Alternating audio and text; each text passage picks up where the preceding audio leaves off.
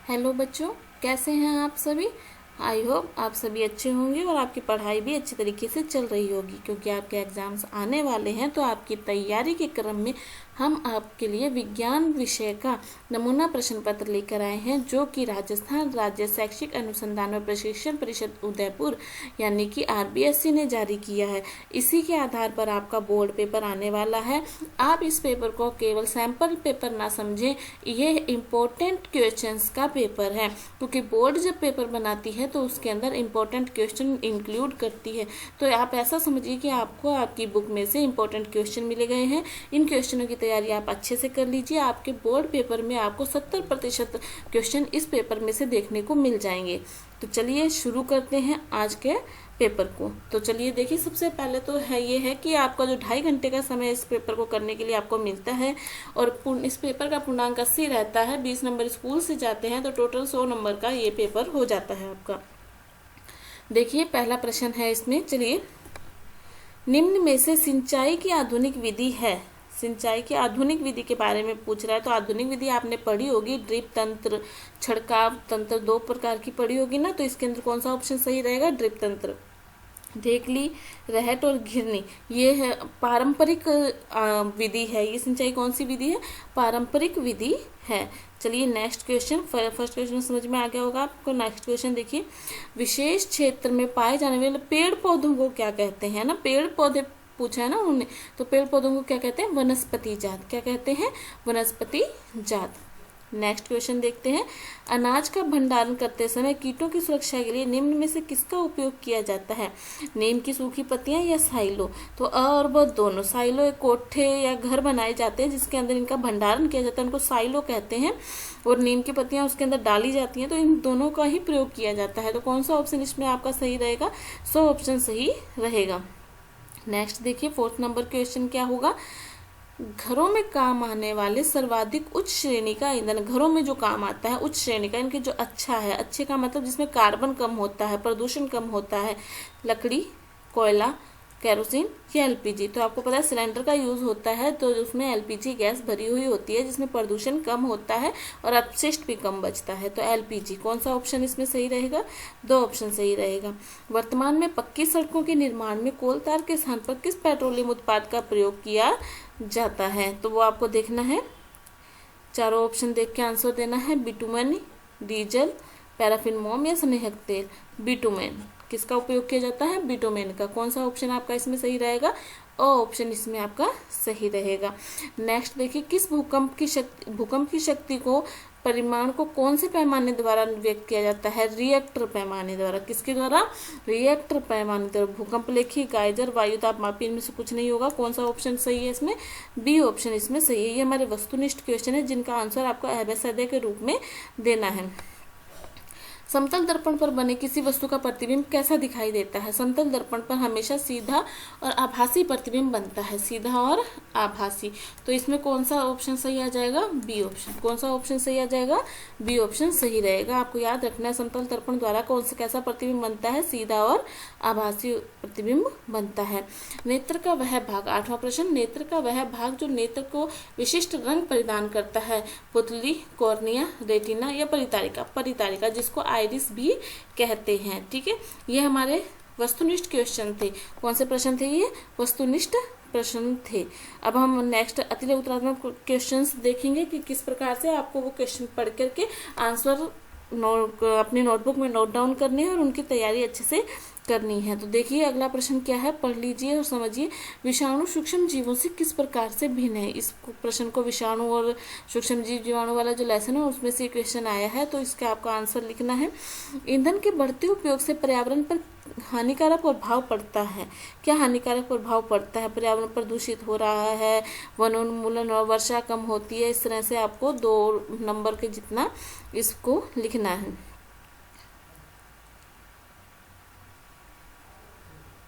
परखनली शिशु के जन्म के लिए किस तकनीक का उपयोग किया जाता है? नेक्स्ट क्वेश्चन, चिकित्सा के क्षेत्र में अनेक समस्याओं के अनुसंधान व निदान के लिए किस प्रकार के ध्वनि के उपकरणों का उपयोग किया जाता है? ये ध्वनि वाले लेसन में से है, पार्ट में से। अगला है देखो, हेजा। हेजा किससे होता है? जीवाणु से। किससे होता है? जीवाणु से। पोलियो वायरस से किससे होता है? वायरस से कवक, गेहूं की रेस्ट, और प्रतिजैविक क्या है? स्ट्रेप्टोमाइसिन। तो आपको ये मिलाने का तरीका ये होता है कि आपको जो आता है उसको सबसे पहले मिला लीजिए, फिर धीरे धीरे सभी चीज़ें आपस में मिल जाती हैं। ठीक है, मिलान बहुत आसान रहता है करने के लिए। नेक्स्ट देखिए,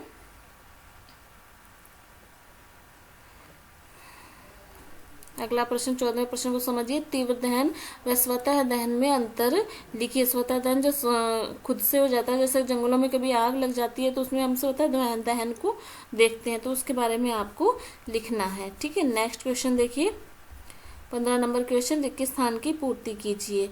तो देखो आपको ये रिक्त स्थान दिए होते हैं, इनमें छांट के लिखना होता है। मिट्टी को उलटने पलटने व पोला करने की प्रक्रिया को क्या कहते हैं? जुताई। क्या कहते हैं? जुताई कहते हैं। ठीक है, अवांछित व बिना उगाए पौधों को हटाया जाता है, जिन्हें क्या कहते हैं? खरपतवार कहते हैं। खरपतवार कहते हैं। क्षतिग्रस्त बीज जल की सतह पर तैरने लगते हैं। जो बीज खोखले होते हैं वो जल पे तैरने लगते हैं। दानों को भूसों से अलग करने की प्रक्रिया थ्रेसिंग कहलाती है। क्या कहलाती है? थ्रेसिंग कहलाती है। ये भी बिल्कुल हार्ड नहीं है, क्योंकि सामने आपको उत्तर दिए हुए होते हैं, उनमें से ढूंढ के लिखना होता है। ठीक है, आगे चलिए। नेक्स्ट क्वेश्चन देखिए, यदि आप चैनल पर नए हैं तो चैनल को सब्सक्राइब कर लीजिए, वीडियो को लाइक कर दीजिए, वीडियो को शेयर करना मत भूलिएगा। अगला प्रश्न है, एक शब्द में दीजिए। यौवनावस्था में शारीरिक परिवर्तन किसके द्वारा नियंत्रित किए जाते हैं? हार्मोन्स के द्वारा। किसके द्वारा? हार्मोन्स के द्वारा। तनाव संयोजन का कार्य किस हार्मोन के द्वारा किया जाता है? कार्टिसोल। किसके द्वारा? कार्टिसोल। एड्स के रोग कारक वायरस का पूरा नाम? HIV, human immunodeficiency virus. Human immunodeficiency virus. Human, मैं लिख देती हूँ, ह्यूमन इम्यूनोडेफिशिएंसी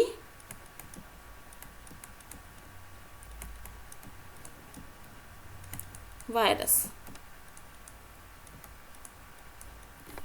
गाइटर रोग किस ग्रंथि को ग्रंथि से संबंधित है?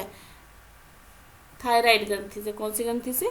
थायराइड ग्रंथि से संबंधित है। गले में होता है ये रोग, है ना, थायराइड ग्रंथि से संबंधित है। नेक्स्ट देखिए, ट्रू और फॉल्स। द्रव तथा गैस बर्तन की दीवारों पर दाब नहीं लगाते। गलत बात, दाब लगाते हैं। ठीक है ना, तो ये क्या हो जाएगा? असत्य। क्या हो जाएगा? असत्य। बल का परिमाण तथा दिशा दोनों होते हैं। सही बात है, परिमाण तथा मतलब मात्रा भी होती है और दिशा भी होती है। एक आवेशित वस्तु अनावेशित वस्तु को आकर्षित करती है। सत्य बात है। बल किसी वस्तु की विराम अवस्था से गति में नहीं ला सकता। गलत बात, गति में लेकर आता है। तो ये तो क्या हो गया? असत्य। क्या हो गया? ये असत्य हो गया। ठीक है, नेक्स्ट क्वेश्चन की ओर चलते हैं। वनोन्मूलन से क्या तात्पर्य है? वनोन्मूलन क्या होता है? जैसे जो वनों को कटना, क्या होता है? वनों का कटना। तो वनोन्मूलन से क्या तात्पर्य है? वन कम हो रहे हैं, उसे वनोन्मूलन कहते हैं। इसके दो कारण लिखने हैं कि जनसंख्या बढ़ रही है, उनके लिए आवास चाहिए, खेती चाहिए, वन काटे जा रहे हैं। इस तरह से आपको 2 + 2 4 नंबर का है। ये बहुत आसान सा क्वेश्चन है। ठीक है, और वेरी इंपॉर्टेंट क्वेश्चन है। और देखिए, घर्षण व मित्र, ये हर पेपर में आपको देखने को मिल जाता है कि घर्षण हमारा मित्र और शत्रु किस प्रकार से है। उदाहरण से समझे, वेरी इंपॉर्टेंट क्वेश्चन है। मित्र तो हम ये कह सकते हैं कि घर्षण के बिना कोई भी काम संभव नहीं। आप चल नहीं सकते, आप लिख नहीं सकते। चलना, लिखना, ठीक है ना, ये सब किससे संभव है? घर्षण के कारण संभव। शत्रु क्यों है? क्योंकि इससे जो मशीन के पुर्जे हैं वो क्या होते हैं? घिस जाती है, इससे वो शत्रु है। इसको अच्छे से पढ़ लीजिएगा और फिर अपने आंसर को लिखिएगा। नेक्स्ट क्वेश्चन देखिए, एक दोलक 5 सेकंड में 50 बार दोलन करता है। आवर्ती तथा आवर्तकाल ज्ञात कीजिए। ठीक है, तो इसका सूत्र लगाकर आपको इक्वेशन करना है। भूकंप आने के क्या क्या कारण है? भूकंप क्यों आते हैं? जब पृथ्वी के भूगर्भ में जो चट्टानें हैं वो उनमें कोई हलचल होती है तो भूकंप आते हैं। भूकंप से स्वयं बचाव के लिए आप क्या करेंगे? तो आपको इसको पढ़ना है कि भूकंप से किसी बिल्डिंग, बड़ी जो बिल्डिंग है उसके जगह शरण नहीं लेंगे। ठीक है, किसी टेबल के नीचे छिप जाएंगे। इस तरह से आपको इन क्वेश्चन को पढ़ के आंसर देने हैं। नेक्स्ट यदि आपतन कोण आई, परावर्तन कोण आर दिए गए हैं। कोण आई 40 है तो कोण आर, तो देखो दूसरा नियम कहता है कि कोण आई कोण आर के बराबर होता है। तो कोण आर भी कितना होगा? 40 डिग्री होगा। सीधी सी बात है। ठीक है ना, बहुत सरल सा प्रश्न है। ठीक है, निबंधात्मक क्वेश्चन देखिए, पेट्रोलियम तथा प्राकृतिक गैस के भंडारण का नामांकित चित्र बने। देखिए साइंस में आपको चित्र सभी करके जाने हैं। चित्र बहुत पिछले साल पेपर में 2-3 चित्र आए थे, तो आपको सभी चित्र अच्छे से करके जाने हैं। विकास के नाम पर वृक्षों की कटाई की जा रही है, कथन की पुष्टि कीजिए। देखो विकास के नाम पर आपको पता है जंगल काट दिए जाते हैं ताकि फैक्ट्रियां लगाई जा सके, उसी के बारे में ये कहना चाहता है। ठीक है, एडम्स एप्पल जो गले में होती है ग्रंथि मानव शरीर की स्थिति दर्शाना नामांकित चित्र बनाइए। देखिएगा एडम्स एप्पल का चित्र आपकी बुक में दिया गया है, उसे अच्छे से कर लीजिएगा। गाड़ी चलाते समय पेट्रोल और डीजल बचाने के कोई 4 उपाय लिखिए। पहला तो अगर आवश्यक ना हो तो गाड़ी को इंजन बंद कर लेना चाहिए। ठीक है, इस तरह से आपको लिखने हैं। वन्यजीव आवासों में लगातार हो रही मानवीय गतिविधियों के कारण वन धीरे धीरे कम होते जा रहे हैं, इन्हें संरक्षित वनों को बचाने। देखो वनों से संबंधित प्रश्न कई बार आ चुका, वन उन्मूलन क्या है, तो ये पाठ में आपको अच्छे से पढ़ना है कि वन उन्मूलन है क्या, वनों को काटने के कारण क्या है, इसको कैसे बचाया जा सकता है। वेरी इंपॉर्टेंट क्वेश्चन है ये। ठीक है, नेक्स्ट देखिए,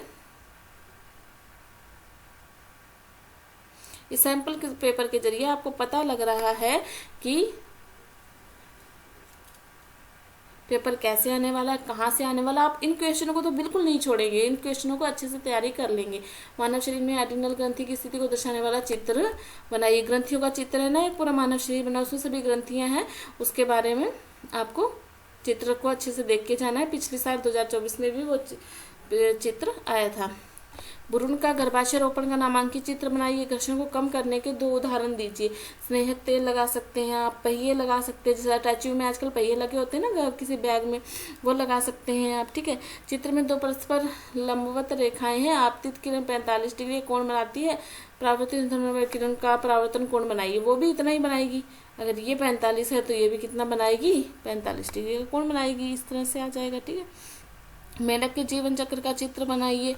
तो मानव नेत्र वेरी इंपॉर्टेंट, आपको हर साल देखने की मिल जाता है। मानव नेत्र का चित्र बनाइए। मानव नेत्र की देखभाल किस प्रकार से करेंगे, मानव नेत्र की संरचना समझाइए। तो ये इंपॉर्टेंट प्रश्न है।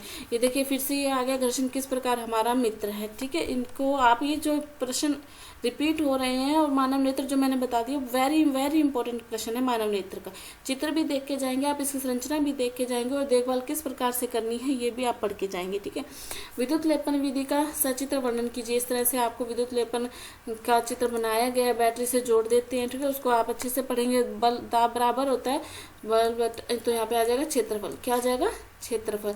बल का मात्रक क्या होता है, न्यूटन। क्या होता है, न्यूटन। आलू की चालकता का परीक्षण कीजिए। बल वस्तु की गति के अवस्था में परिवर्तन कर सकते हैं। उदाहरण दीजिए, जैसे गुब्बारा, जैसे कोई रबड़ बैंड है, रबड़ बैंड को अगर आप खींच दें तो उसकी स्थिति में परिवर्तन हो जाएगा ना। इस तरह से ये वाला प्रश्न करना है आपको। ये तो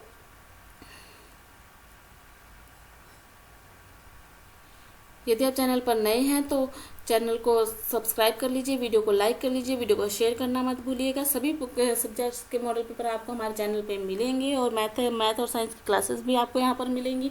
तो तब तक पढ़ते रहिए, खुश रहिए। धन्यवाद।